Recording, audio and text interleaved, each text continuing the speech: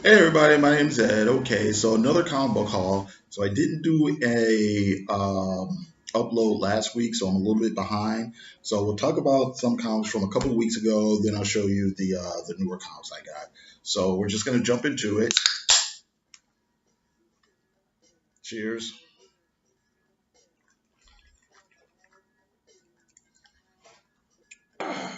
Alrighty. So American Carnage number 5, I read.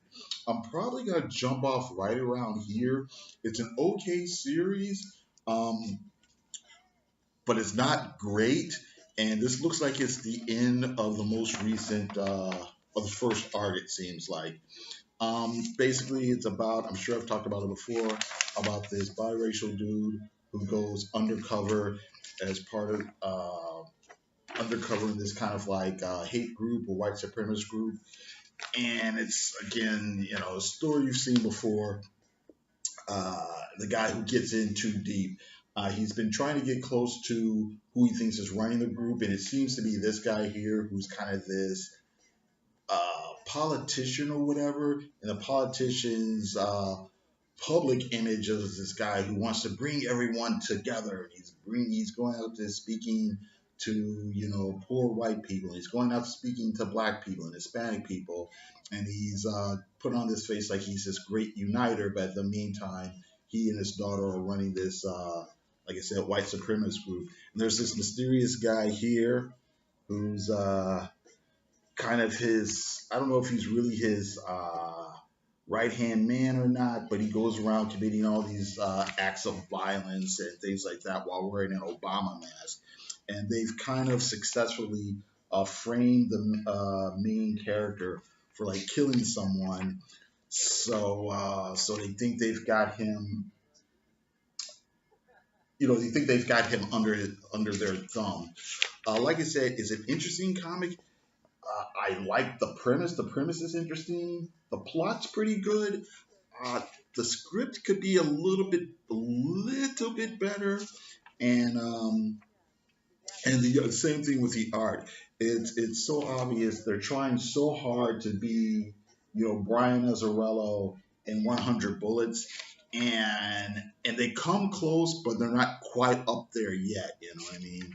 So so yeah, I'll probably drop this for a while, and maybe I'll come back to it in like trades. Captain Marvel number 3. It's okay, not super great, not super bad, just a competent comic book. Basically, Captain Marvel has gone to this other dimension. There's some sort of barrier in New York or whatever, and she's crossed over to the barrier, and in the barrier, there's this another world where some of the other characters, some of the other female superheroes are there. Spider Woman's there. Um, She Hulk tries to cross over, but it doesn't quite work right.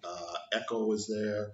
Hazmat from Avengers Arena. I didn't really read Avengers Arena, but anyway, all these women are there, and a lot of some of their characters or some of the other female heroes, their superpowers aren't working correctly, but Captain Marvel's powers are. So she's kind of like the leader, trying to figure out what's going on. Basically, there's this guy called Nuclear Man who's kind of taken over, and he wants to enslave the women or something like that. Blah blah blah. Here, this guy with the glasses is his son or whatever, and he's kind of on the side of the women or whatever. It's not bad or anything like that. It's not super groundbreaking, but it's fine. It's okay. The art's all right. Uh, Kelly Thompson's story is it's decent enough for what it is. So all right. Livewire number 4. End of the first arc. It's just another thing where it's interesting, execution is just okay. I found the art a little kind of not, it's not bad in any way, shape, or form, but it just doesn't grab me. I wish it was a lot more dynamic. Basically, the main character, I feel like I've missed something. I feel like the main character is trying to put her life back together after, doing some kind of horrible stuff in some other comic I hadn't read.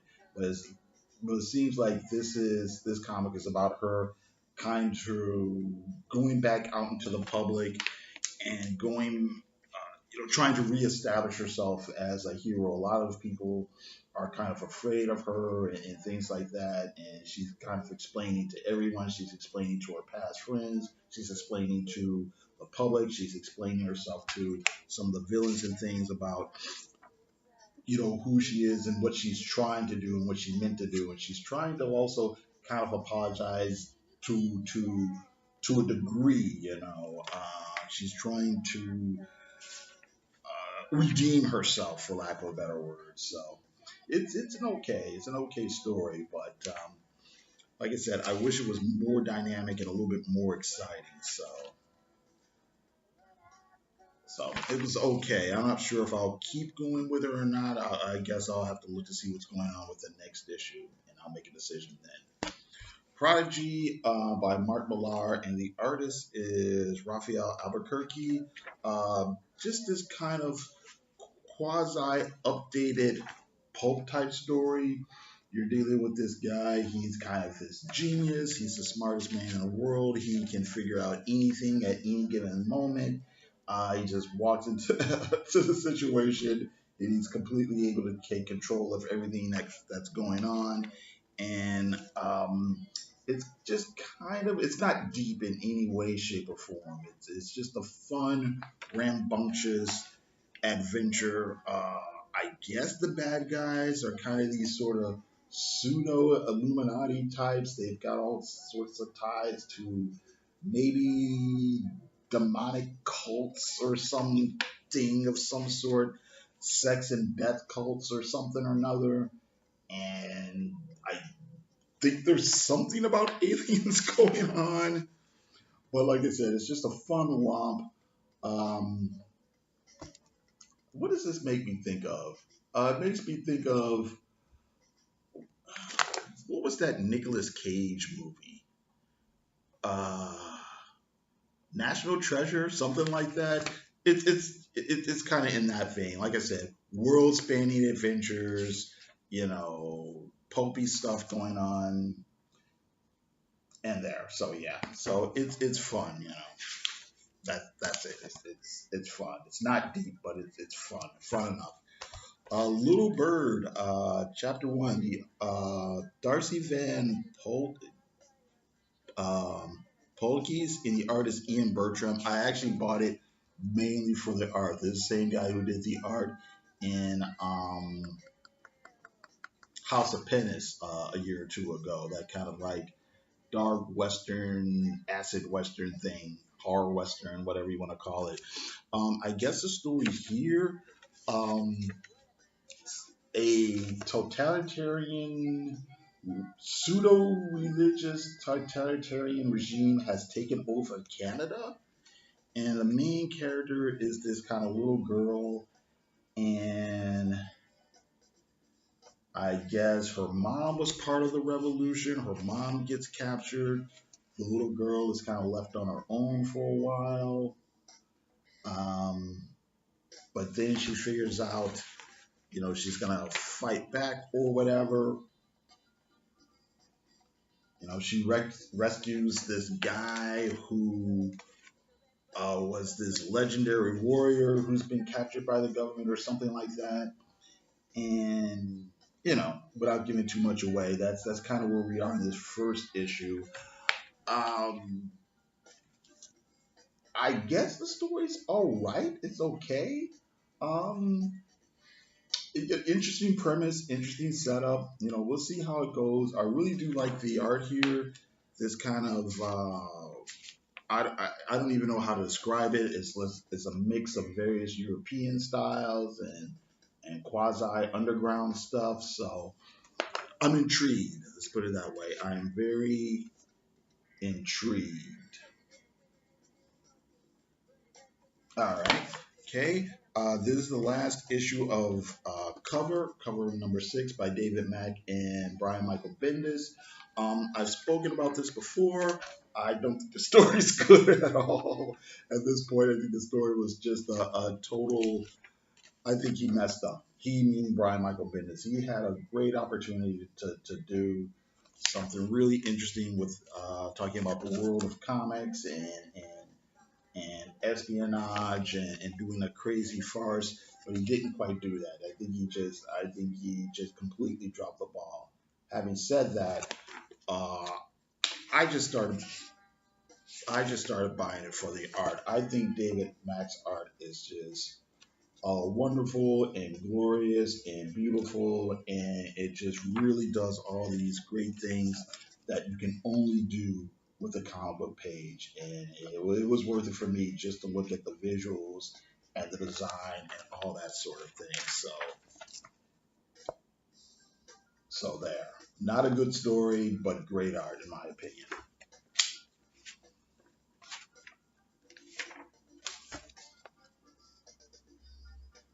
Okay, and I also read Wonder Woman number 66.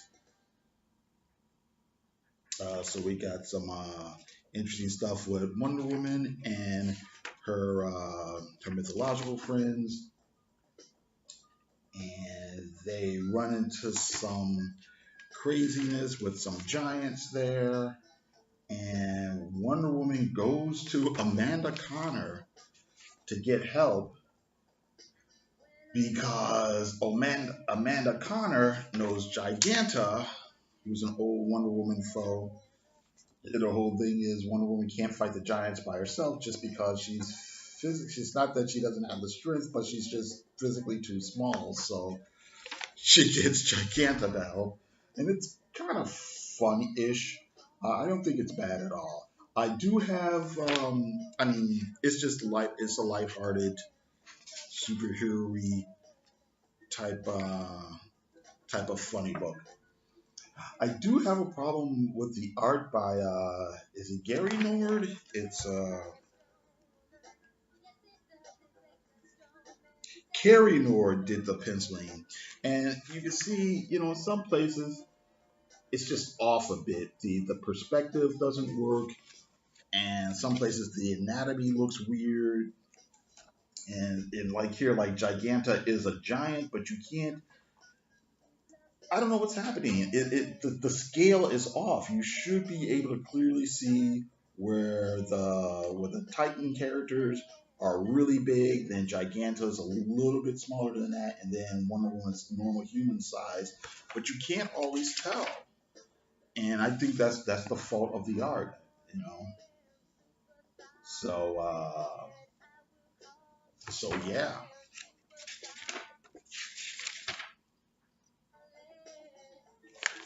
sometimes you can't tell when she's big, when she's small, meaning Giganta, when it's just, like I said, forced perspective or whatever. But anyway, I've been enjoying the comic book so far. Like I said, it's not super deep, kind of funnish. So whatever. All right, other things I've gotten. Criminal number 3. Looking forward to reading this.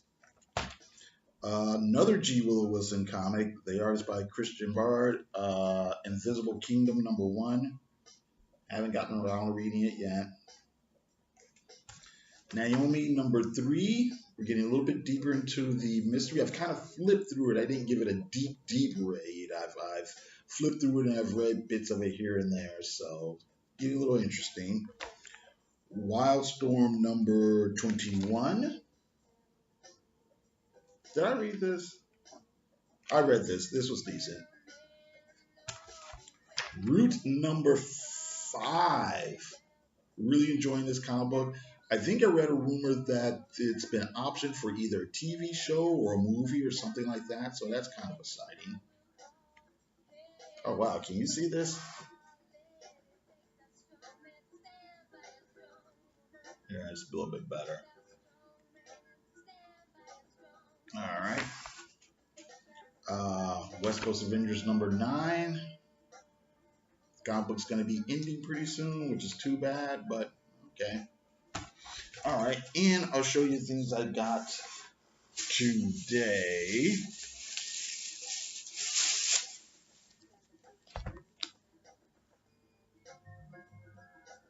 Oh, haha, I'm looking at this Comic Shop News.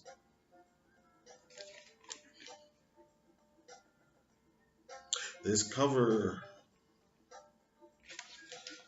here is like War of the Realms, but I think it says War of the Realms, but you see all these characters here. I think this is going to be Marvel's new super team. This is going to be the new Agents of Atlas. They did an Agents of Atlas comic a few years back. I don't know, 4, 5, 6 years ago, and Agents of Atlas were the 50s superheroes that Marvel published, or yeah, that's what I want to say. Um, some of them they were literally published during the 50s, and other characters were characters that were created later, but they were set in that time period. This Agent of Atlas, I believe, are going to be mostly a team of primarily Asian or yeah, Asian characters. So that might be interesting. We'll see. Who knows? Okay, so Black Hammer number 9. All right. Fight Club number 3. Speaking of Dave Mack, another Dave Mack cover.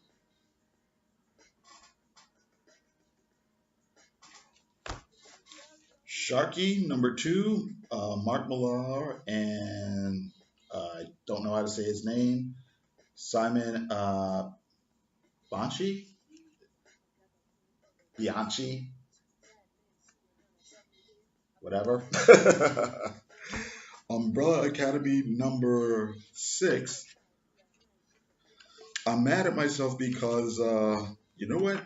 I know I have to go find it now. I can't remember what happened in issue 5, so I have to go find it again and read it.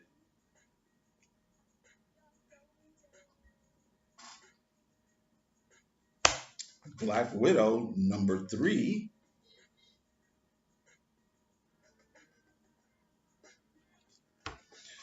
Peter Cannon Thunderbolt number 3. It's kind of interesting that on some of these covers and some of these variants, well, you know what? I'm gonna keep that to myself. No, I'm not gonna keep it to myself. It's pretty interesting how they're really making the effort to make the character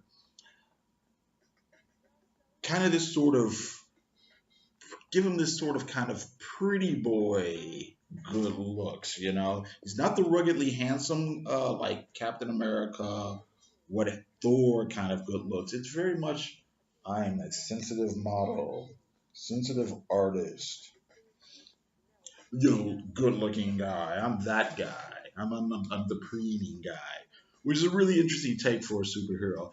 Um, I'm not giving anything away because it's kind of heavily implied that this character's in a relationship with another man. So it's so whatever. It's not a big deal to me. I don't care one way or the other, but I just think it's interesting. Like I said, it's interesting that they're putting it out there the way that they're putting it out there. They're not saying anything, but it's just super obvious. So and that's fine. Like I said, there's more than enough room for them for more than one take on superheroes. So la di da. Ironheart number 4.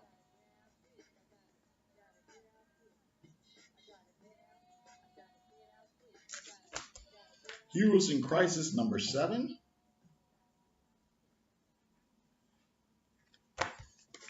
Uh, okay. Wonder Woman number 67.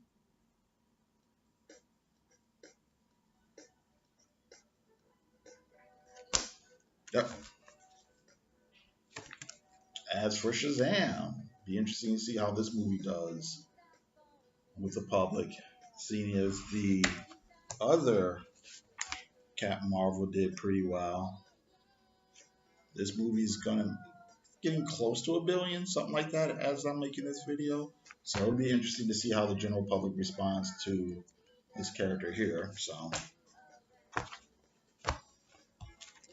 and I also got this, which looks like it's a War of the Realms preview.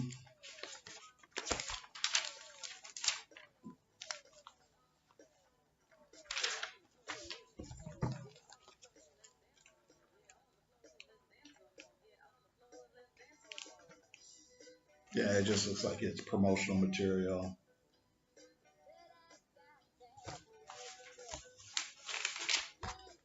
I'm not really interested in. Oh, here we go. Ages of Atlas with Greg Pak. But yeah, I'm not really that interested in. Oh, what is this? All new superheroes burst into the universe. Swordmaster, Ariel.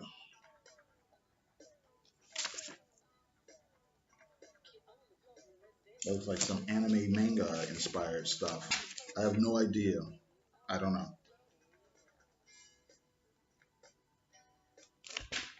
But what else is going on? But yeah, War of the Realms and all that kind of nonsense. Yeah. Oh, that's what I was about to say. Yeah, I'm not. I'm not really that into events in general. And this event here, I'm just kind of like, man. Okay. So anyway, that's pretty much it. Thank you very much for watching, and you guys have a good day. Today's video brought to you by Luscious Jackson.